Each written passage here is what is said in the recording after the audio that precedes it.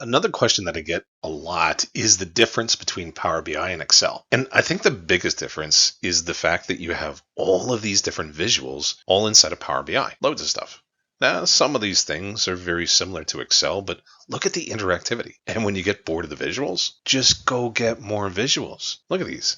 Zebra tables, KPI matrices, timelines, even aquariums. Yep, you even have aquariums that you can add. I mean, let's face it, sometimes data just gets boring.